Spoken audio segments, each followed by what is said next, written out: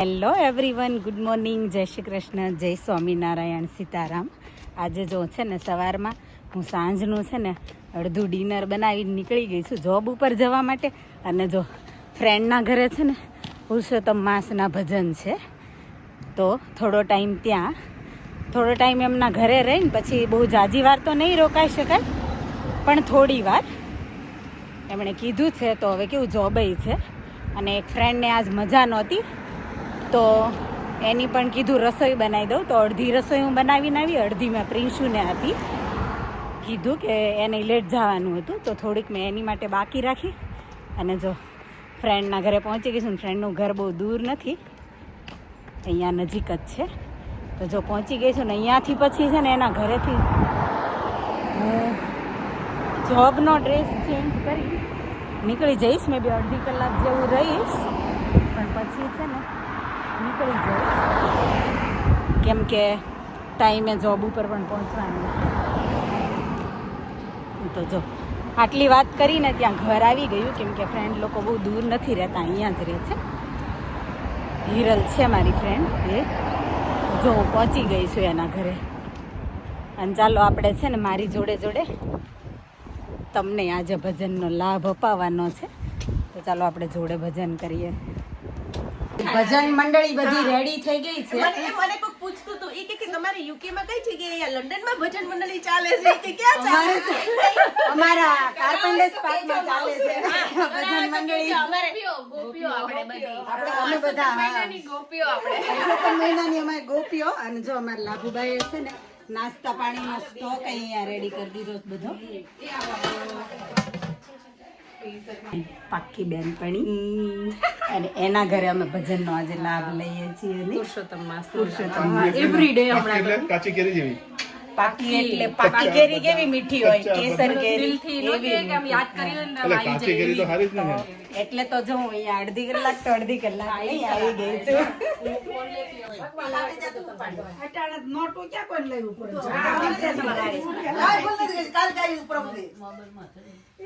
ભૂલી ગયા બધા ગાવા તો આપણે ગાઈ સપાય બધા ગાવા તો બિચારા આ તો બિચારા ગોચા નાની છે ગાવી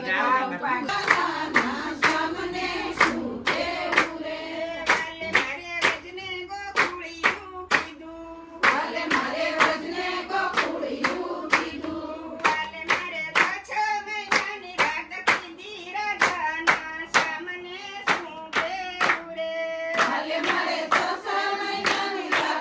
ભજનની સાથે સાથે જો અહીંયા અમારે નાસ્તા પાણીની વ્યવસ્થા પણ ચાલુ થઈ ગઈ છે.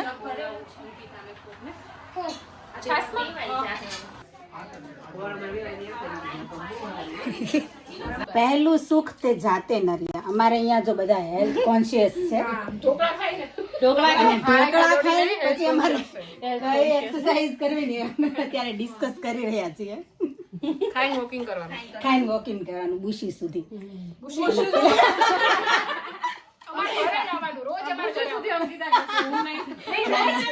સાથ આપે એને જ બેનપણી કહેવાય, છેક સુધી સાથ આપવાનો. તમારે લાગતું હતું કે પુરુષોત્તમ માસના ભજનનો છે ને થોડો ઘણો જ લાભ મળશે, અને પછી છે ને જોબ ઉપર નીકળી જવું પડશે. પણ છે ને લકીલી મારા મેનેજરે છે ને મને 1 વાગ્યાનો ટાઈમ કરી દીધો ને, તો મને છે ને પુરુષોત્તમ માસના ભજનનો પૂરેપૂરો લાભ મળી ગયો, અને પૂરો ટાઈમ મેં સ્પેન્ડ કર્યો. અને જો 1 વાગી ગયો છે અને 1 વાગે પહોંચવાનું છે, ને જો આપણી ટ્રેન આવી ગઈ છે. એટલે હમણાં અહીંયા જે સ્ટેશને વેઇટ કરતી હતી, જ્યાંથી મેં ટ્રેન ચેન્જ કરી હતી, ત્યાંથી ટ્રેન મળી ગઈ છે. તો હમણાં 1 વાગે હું પહોંચી જઈશ, અને પછી આપણો હાફ ડે નહીં, જો કે 1 વાગ્યાથી આપણે આજે 8 વાગ્યા સુધીની શિફ્ટ છે. તો એ દિવસ આપણો કામમાં આપણે પસાર કરી લઈએ. તો કામ અને ભગવાનનું ભજન, આજે તો બંને કામ થઈ ગયું જોડે. નોર્મલી 10 કલાકની ને 12 કલાકની શિફ્ટ કરવાની હોય ને, એના કમ્પેરમાં આજનો દિવસ છે ને મને એકદમ શોર્ટ લાગ્યો. આજે તો થોડું કેવું કે 12 to 8ની શિફ્ટ હતી, પણ એમાંય પાછો 1 કલાક ઓછો થઈ ગયો. 1 વાગ્યાથી 8 વાગ્યા સુધીની શિફ્ટ કરી, તો એવું લાગે છે કે જાણે કંઈ કામ જ નથી કર્યું મેં.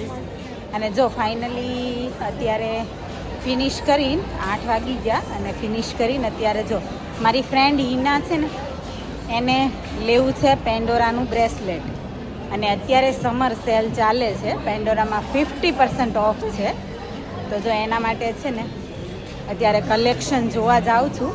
એણે જે કીધા હતા, જે ડિઝાઇન મને કીધી હતી ને એમાંથી 1-2 તો છે ને લંડનમાં આઉટ ઓફ સ્ટોક હતી. તો હવે બીજી કોઈ ડિઝાઇન અવેલેબલ છે કે નહીં એ જોવા માટે જાઉં છું. તો હોપફુલી કે એમાંથી એની એકાદી ડિઝાઇન મળી જાય, કેમ કે અત્યારે સેલ ચાલે છે ને. તો નોર્મલી કેવું કે આ સેલ છે ને આવી રીતે સમરમાં આવે, અને નહીંતર બ્લેક ફ્રાઈડે હોય ને ત્યારે આવે, અને બોક્સિંગ ડે વરસમાં એક વખત આવી રીતે આવે 50% ઓફ. તો જો અત્યારે સમરમાં છે, અને ઘણી બધી ઓનલાઈન ડિઝાઇન તો ઘણી બધી બતાવે છે, પણ સ્ટોરમાં એટલી બધી છે નહીં. તો લેટ્સ સી, જઈને જોવું એટલે ખબર પડશે કે કેટલી ડિઝાઇન છે, કેમ છે એમ.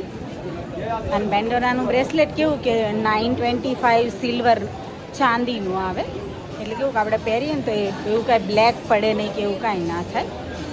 અને રોજે પહેરીએ ને તો એ કાંઈ વાંધો ના આવે, એમ કે આપણે રૂટીન કામ કરીએ તો એ કાંઈ એમાં ડેમેજ ના થાય. આ ત્યાં એના ડાયમંડમાં છે ને 2 વર્ષની એ લોકો ગેરંટી બી આપતા હોય છે. 2 વર્ષની અંદર તૂટી જાય કે એવું કાંઈ થાય ને તો ફરીથી મળી શકે બ્રેસલેટ. તો ચાલો, પેન્ડોરા આવી ગયું છે જો અહીંયા.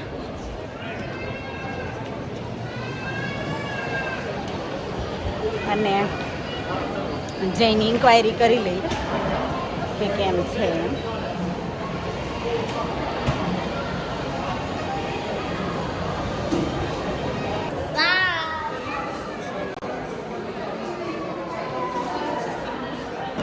થેન્ક ગોડ કે હિનાને જે ડિઝાઇન જોતી હતી ને એ મળી ગઈ, અને જો મેં લઈ લીધું એનું બ્રેસલેટ.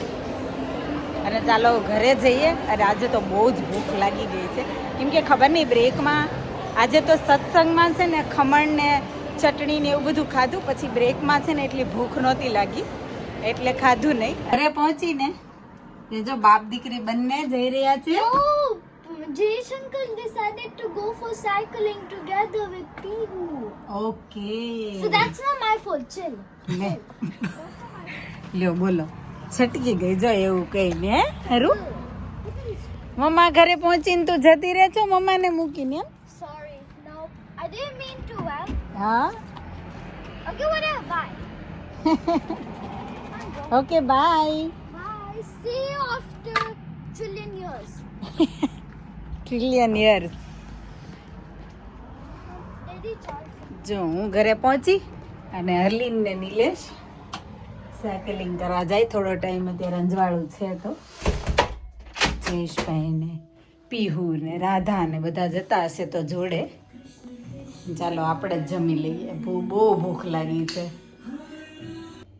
દાળ ભાત શાક રોટલી બનાવ્યું હોય ને ત્યારે હું છે ને દાળ ભાત ખાવાનું વધારે પ્રિફર કરું શાક રોટલી કરતા. તું શું વધારે પ્રિફર કરે? It depends કે શેનું શાક છે. શાક છે, હા, હા. અને જો અગર મને શાક ભાવે ને તો હું દાળ ભાત skip કરી દઉં. એવું? અને વિચારું મને શાક ન ભાવે હું એવું કોઈ હોય ને સંજોગોમાં છે ને દાળ ભાત સ્કીપ ન કરું. દાળ ભાત મને બહુ જ ભાવે. આજે જો અમે શાક રોટલી દાળ ભાત રોટલી નહીં, શાક ભાખરી અને દાળ ભાત બનાવ્યા હતા. સવારે બનાવીને ગયા હતા અમે લોકો. તો મેં આવીને થોડું શાક ખાધું, પણ ડીશ ભરીને મેં દાળ ભાત ખાધા. કેમ કે ખબર નહીં, થોડા દિવસ મતલબ 1-2 દિવસ થાય ને એટલે મને દાળ ભાત તો યાદ આવે જ જાય. ઇવન જ્યારે હું મારા સાસુનું પગનું ઓપરેશન કરાવ્યું હતું, નીનું ઓપરેશન કરાવ્યું હતું, ત્યારે હું ઇન્ડિયા ગઈ ને તો કેવું કે આજુબાજુમાં આપણે કોઈના મેરેજ હોય ને જવાનું હોય ને તોય તે હું કેવું કરતી, ત્યાં દાળ ભાત જ ખાતી. એટલે બધા મને એવું કહેતા, તું દાળ ભાત ખાવા આવી છો, તું રસ પી એમ. ત્યાં તો કેવું કે બધા જઈને તો 4-4, 5-5 વાટા કેવો રસની.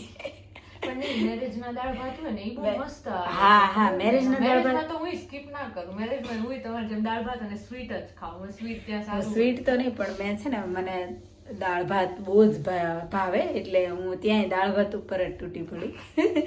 તો ત્યારે બધા એવું જ કહેતા હતા કે તું કેમ કે દાળ ભાત ખાય છે, કે દાળ ભાત તો ઘરે મળશે. કે રસની બધા રસની 3-3, 4-4 વાટક પી જતા હતા. પણ મને ખબર નહીં, દાળ ભાત જોઈ જાવ ને એટલે પછી એમાં જ એમ થાય હવે બસ બીજું મને કાંઈ નથી ખાવું એમ. એટલે દાળ ભાત ભાવે. કેમ કે રાત્રે છે ને દાળ ભાત એવું કે ખબર ને હેવી પડે, કેમ કે આપણે એટલું બધું ચલાય નહીં, દિવસ આખો હોય તો આપણે ચાલી નાખીએ. લાઈટ ના કહેવાય, મેં તો એવું રીડ હતું કે રાઈસ ને દાળ એ રાઈસ light કહેવાય. એવું કે ખબર છે કે રાત્રે રોટલી શાક એમ. હા. તો પણ હું છે ને મને ભાવે ને એટલે હું ભાવે એટલે હું ખાઈ જ લઉં. હા પછી તો જો આજે મેં એવું જ કર્યું, પૂરી ડીશ ભરીને ખાઈ લીધી. અને પ્રિન્સુ તું શાક રોટલી શાક અત્યારે તો હું શાક ભાખરી જ ભાખરી ખાઈશ, મને એવું લાગી રહ્યું છે. અને તમને શું ભાવે? તમે લગ્નમાં દાળ ભાત ખાઓ કે પછી તમે રસ કે એવું હોય તો એના ઉપર તૂટી પડો, કે પછી કોઈ બીજી મીઠાઈ ઉપર તૂટી પડો, કે શું કરો? અને જો મારી જેમ તમે દાળ ભાત જ ખાતા હોય ને તો પ્લીઝ કમેન્ટ કરજો. અને તમે બીજું બી ખાતા હોય મેરેજમાં કોઈ રસ શું કહેવાય મીઠાઈ કે પછી રબડી, ઘણા હોય ને રબડી ને રસ ને એવા ઉપર મજા આવે તો એવી રીતે શું શું પ્રિફર કરો તમે બધા કમેન્ટ કરજો. અને વિડીયો ગમ્યો હોય તો લાઈક શેર કમેન્ટ કરજો. વધારે વિડીયો જોવા માટે ચેનલને કરી દેજો subscribe. Thank you for watching. Thank you for your time. Stay safe, look after your self. મળીએ આપણે નવા વિડીયોમાં.